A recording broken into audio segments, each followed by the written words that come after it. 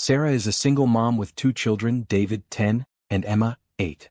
She works as an executive assistant at a corporate office, where she's known for her efficiency and dedication. Ever since her husband died in an accident 3 years ago, she's been struggling to keep up with bills while giving her children a stable home in their HOA-controlled neighborhood. Every morning, Sarah wakes before dawn to prepare for the day. The kids are well-behaved and understanding beyond their years. They've had to grow up quickly after losing their father. They live in a modest house that Sarah fights to maintain according to the strict HOA standards, even though she can barely afford the monthly fees on top of her mortgage. Sarah's neighbor Melissa is her only real friend in the neighborhood, occasionally helping with the kids when Sarah needs to work late. The HOA president, Karen Williams, has always seemed to have it out for Sarah, constantly finding minor violations on her property while ignoring similar issues at other homes. This month has been particularly difficult for Sarah. Her car needed unexpected repairs, and Emma had a doctor's visit that insurance didn't fully cover. Still, Sarah has managed to set aside the $100 for the monthly HOA fee that's due tomorrow. She just needs to get through one more workday, deposit her paycheck, and make the payment tonight. Sarah arrives at her office building, rushing slightly as she balances her worn purse and the travel mug of coffee she made at home to save money. Her boss, Robert Chin, is a fair but demanding executive at the investment firm where she works. Most of her coworkers don't know she's struggling financially. Sarah is proud and keeps her personal problems to herself, always appearing professional and put together at work despite her circumstances. "Good morning, Mr. Chin," Sarah says with a polite smile as she places his schedule on his desk. "Sarah, I need you to prepare for the Westfield client meeting today. They're flying in from Chicago and I want everything to be perfect," Robert says, barely looking up from his computer. "Of course, sir. What time should I expect them?" Sarah asks, mentally calculating if she'll still have time to make the HOA payment online before the midnight deadline. "They'll be here at 4 p.m., but I need you to stay for the dinner meeting as well. Probably won't wrap up until 9 or 10 tonight. Is that going to be a problem?" Robert finally looks up, noticing Sarah's momentary hesitation. "Not at all," Sarah replies quickly, hiding her concern. "I'll call my neighbor to check on the kids. The Westfield account is important." "I understand." As Robert returns to his work, Sarah steps out to her desk and quickly texts Melissa, "Need a favor. Late meeting tonight. Can you check on kids after school?" She then makes a mental note to set an alarm to remind herself to make the HOA payment online during a break in the meeting. The day rushes by in a blur of preparations. The clients arrive, the meeting runs long, and dinner stretches past 10 p.m. By the time Sarah gets home, exhausted but relieved the meeting went well, it's nearly midnight. She thanks Melissa, who has stayed with the sleeping children, and collapses on the couch. It's only when her phone chimes with a calendar alert at 12:10 a.m. that Sarah realizes with horror, she's missed the HOA payment deadline by 10 minutes. Sarah immediately opens her banking app and makes the payment, adding a note. "I sincerely apologize for the slight delay. Had to work late and just got home. Thank you for your understanding." She hopes the HOA management will be reasonable about the minor tardiness. After all, she's never been late before and has been a resident in good standing for 5 years. The next few days pass normally. Sarah works, cares for her children, and tries to catch up on household chores. She even finds time to mow the lawn, hoping to avoid giving Karen any reason for complaints. By the third day, Sarah has almost forgotten about the late payment. That afternoon, David and Emma race off the school bus, excited to tell their mom about their day. But as they approach their house, David notices something on the front door. "Mom, there's a paper taped to our door," he says, his voice suddenly serious. Sarah feels a knot form in her stomach as she pulls the official-looking notice from the door. It's printed on bright orange paper with bold black lettering, "Violation Notice." Opening it, Sarah gasps. The HOA has charged her a $150 late fee for missing the payment deadline, plus a $25 notification fee for posting the notice. The total amount due is now $275, more than double the original payment. "What is it, Mommy?" Emma asks, noticing her mother's distress. "It's nothing, sweetie," Sarah says, quickly folding the paper and forcing a smile. "Just some boring grown-up stuff. Go get started on your homework and I'll make a snack." Once the children are settled, Sarah calls the HOA office, hoping to reason with them. To her dismay, Karen Williams herself answers the phone. "Mrs. Williams, this is Sarah Johnson from 1542 Maple Street. I received a violation notice about my HOA payment, but I was only 10 minutes late because of a work emergency. Is there any way you could waive the late fee just this once? I've never been late before, Sarah explains, trying to keep her voice steady and professional. Mrs. Johnson, Karen replies coldly, rules are rules. If we make an exception for you, we'd have to make them for everyone. Perhaps you should manage your finances better. Sarah feels her cheeks burn with humiliation. But the fee is more than the payment itself. That seems excessive for just 10 minutes. The bylaws clearly state that any payment received after midnight incurs the standard late fee, Karen interrupts. If you'd like to contest this, you can file a formal appeal to be reviewed at the next board meeting. Otherwise, the total amount is due within 7 days to avoid further penalties. That evening, Sarah sits at her kitchen table, bills spread out before her. With the unexpected HOA fees, she'll have to dip into the small emergency fund she's been building. It's a devastating setback. She's calculating what else she might need to cut from the budget when David appears in the doorway, clutching his math homework. Mom, are we in trouble? He asks, his young face serious beyond his years. Sarah quickly shuffles the bills into a pile. No honey, not at all. Just doing some boring adult math. Is it because of that orange paper? I saw you looked upset. Sarah sighs, realizing her son is too perceptive to fool. It's just a mix-up with the neighborhood association. I have to pay a little extra money, but we'll be fine. Is that why you didn't eat dinner with us? Emma pipes up, joining her brother. Sarah hadn't realized they'd noticed she'd served them the last of the chicken while taking nothing for herself. I just wasn't hungry, sweetie. That night, after putting the children to bed, Sarah emails the HOA requesting a formal appeal at the next board meeting. She also asks if she could pay the original $100 now and the late fees in installments. She attaches her work schedule as proof of her late meeting. A week passes with no response. Then another orange notice appears on her door with additional administrative processing fees of $50, bringing the total to $325. At the bottom is a handwritten note.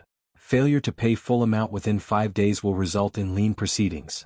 Sarah can barely sleep that night. A lien could damage her credit score and make it even harder to keep her family afloat. The next morning, she checks the HOA website and discovers the board meeting is scheduled for that evening.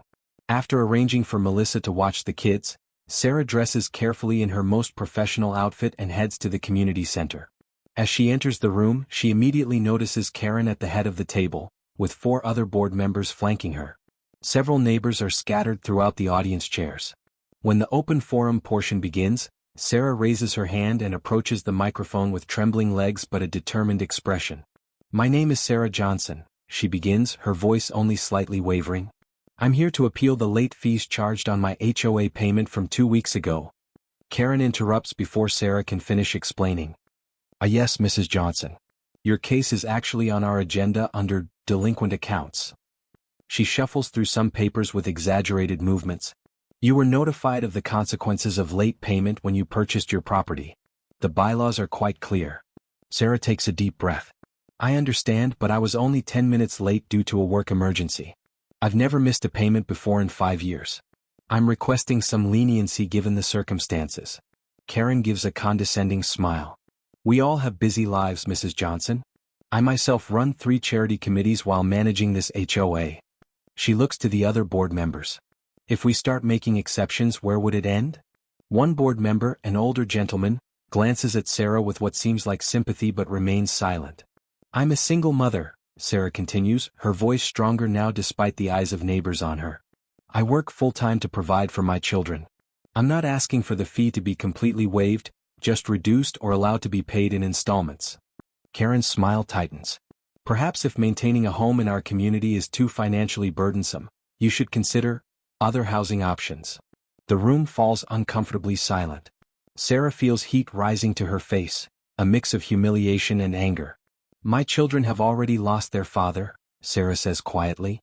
I won't uproot them from the only home they've known because of a 10-minute delay and punitive fees.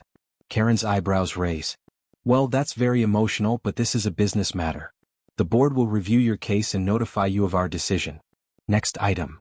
As Sarah walks back to her seat, legs shaking, she notices several neighbors avoiding eye contact.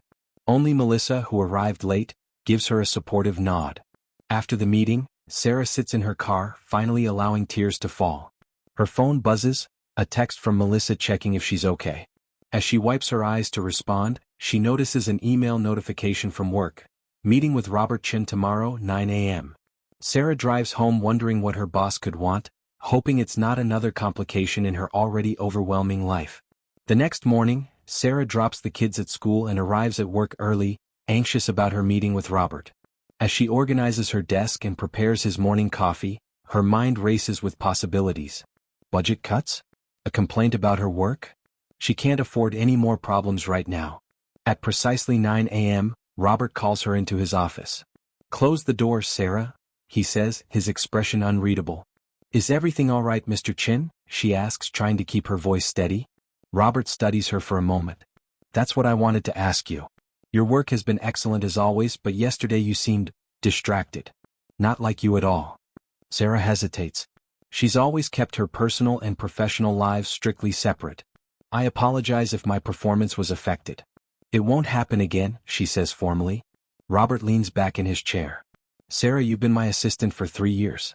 In that time, you've never taken a sick day, never missed a deadline, and regularly stay late without complaint. If something's wrong, I'd like to help if I can." His unexpected kindness breaks through her carefully maintained composure. Before she can stop herself, Sarah's eyes fill with tears. "I'm sorry," she says, embarrassed. "It's just, there's this situation with my homeowners association. I made a payment 10 minutes late because of our client dinner last week, and now they've charged me over $300 in fees. The president threatened to put a lien on my house if I don't pay by tomorrow." Robert's expression darkens. 10 minutes late?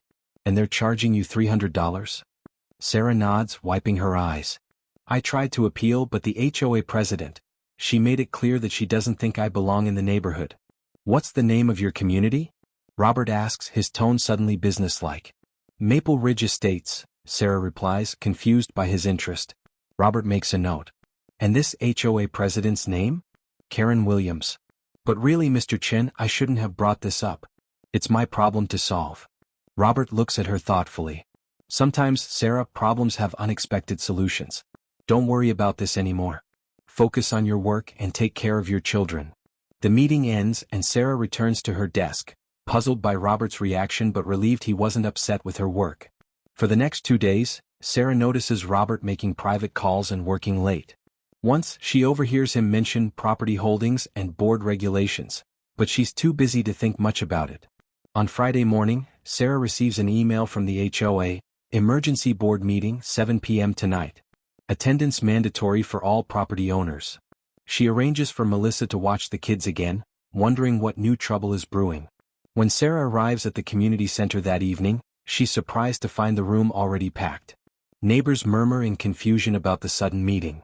Karen stands at the front, looking uncharacteristically nervous, shuffling papers and checking her watch repeatedly. As the meeting time approaches, the door opens and Robert Chin walks in, not in his usual office attire, but in an immaculate designer suit that screams authority. Sarah stares in shock as her boss scans the room, briefly nods in her direction, then walks directly to the front. Karen's eyes widen. "Mr. Chin, we weren't expecting you to attend personally. We could have arranged a private consultation." Robert smiles coolly. "I thought it was important to be here in person, Mrs. Williams. Shall we begin?" Karen clears her throat. "Yes, of course. Everyone, this is Robert Chin of Chintech Investments. He's requested this emergency meeting to discuss some matters with the community." Robert takes the podium with a commanding presence that Sarah has never seen before at work. "Good evening. For those who don't know me, I'm the CEO of Chintech Investments. What many of you, including your board, may not have realized is that my company owns approximately 30% of the properties in this community through our real estate division." A surprised murmur ripples through the audience. "It has recently come to my attention," Robert continues, "that there may be some issues with how our HOA is being managed. Specifically, the enforcement of late fees and penalties." He opens a sleek laptop and connects it to the projector. "I've taken the liberty of analyzing the HOA financial records for the past 2 years. A spreadsheet appears on screen. What's interesting is the pattern of who receives these penalties and how they're distributed. The data clearly shows higher rates of fees and violations issued to single parents, elderly residents, and minorities. Even more interesting," Robert continues, highlighting another section, "is what happens to these fees. According to your bylaws, all penalties should go into the Community Maintenance Fund, yet there's a discrepancy of nearly $15,000 between collected penalties and deposits. Karen's face has drained of color. There's a perfectly reasonable explanation. I'm sure there is, Robert interrupts smoothly. And the forensic accountant I've hired will be very interested to hear it. But first, I'd like to address a specific case. He pulls up Sarah's account details. Sarah Johnson was charged $325 for being 10 minutes late on a $100 payment. This is not only ethically questionable but potentially legally actionable as predatory fee structuring. The room has gone completely silent. Sarah feels dozens of eyes turned toward her. As of today, Robert announces, I'm proposing an immediate vote to replace the current board with an interim management committee until proper elections can be held. I'm also proposing new bylaws that include reasonable grace periods for payments and caps on late fees. Karen stands up, flustered. You can't just come in here and... Actually, I can, Robert says calmly. With my company's ownership stake and the proxy votes I've already secured from other investors in this community, I have sufficient voting power to initiate these changes immediately. The meeting erupts into chaos as neighbors begin talking all at once. Some look relieved, others confused, and a few, friends of Karen, appear outraged. Robert maintains his composure, calling for order with a confident authority that brings the room back to attention. I understand this is sudden, he continues once the noise settles, but I believe it's in everyone's best interest. I've prepared a simple document outlining the proposed changes, including a 3-day grace period for all payments, capping late fees at 10% of the original amount, and requiring board approval for any property liens. Karen attempts one last stand. This is completely irregular. The current board has faithfully served this community for years. An elderly man in the back stands up. Is it true what he said about targeting certain residents? My late fees doubled last year when my wife got sick. A young mother joins in. I was charged $200 when my payment was delayed in the mail. More voices join the chorus of complaints, and Karen's remaining support crumbles visibly. The other board members begin distancing themselves, one even sliding his chair away from her. Robert calls for an immediate vote. By an overwhelming majority, the community approves the interim committee and new bylaws. Karen, face flushed with humiliation, grabs her purse and storms out. Throughout the proceedings, Sarah sits in stunned silence. She can't believe her workplace boss has just dismantled the HOA hierarchy in less than an hour. As the meeting adjourns, neighbors approach her with apologies and shared stories of Karen's targeting. Many had been too intimidated to speak up before. Robert wraps up a conversation with the interim committee members and walks over to Sarah. Mr. Chin? I don't know what to say, she manages. Let's talk outside, he suggests quietly. In the parking lot, away from curious ears, Sarah finally finds her voice. Why did you do all this? How did you even know about the properties here? Robert smiles. Chintech Investments has diverse holdings. Real estate is one of our divisions, though I don't usually get involved personally. As for why? He pauses. My mother was a single parent too. She faced similar discrimination in our neighborhood growing up. I promised myself I'd never let that happen if I had the power to stop it. He hands her an envelope. Also, this is yours. Inside is a notice canceling all her late fees and a check refunding her previous penalties. Thank you, Sarah says, her voice thick with emotion. I don't know how I can ever repay you. Actually, there is one thing, Robert says. I've been meaning to talk to you about a promotion. The regional office needs an operations manager, and with your organizational skills and integrity, you'd be perfect. It comes with a significant salary increase and flexible hours for your children. Sarah is speechless. Robert continues, You're the best employee I have, Sarah. I wasn't about to lose you to an HOA bully. Sometimes the universe puts us in the right place at the right time to make a difference. As Sarah drives home, tears of relief streaming down her face, she realizes that for the first time in years, she can see a brighter future ahead for her family. When Sarah arrives home, Melissa is waiting with the children, who are already in their pajamas but still awake. Mom? David and Emma call out in unison, running to hug her. We wanted to wait up to make sure you were okay, David explains seriously. What happened at the meeting? Melissa asks quietly. Everyone's phones have been going crazy with messages about some big investor showing up and Karen getting kicked out. Sarah laughs, a genuine, relieved sound that her children haven't heard in a long time. It's true. The most unbelievable thing happened. She kneels down to her children's level. Remember how I told you that sometimes life isn't fair, but we have to keep doing our best anyway? They nod solemnly.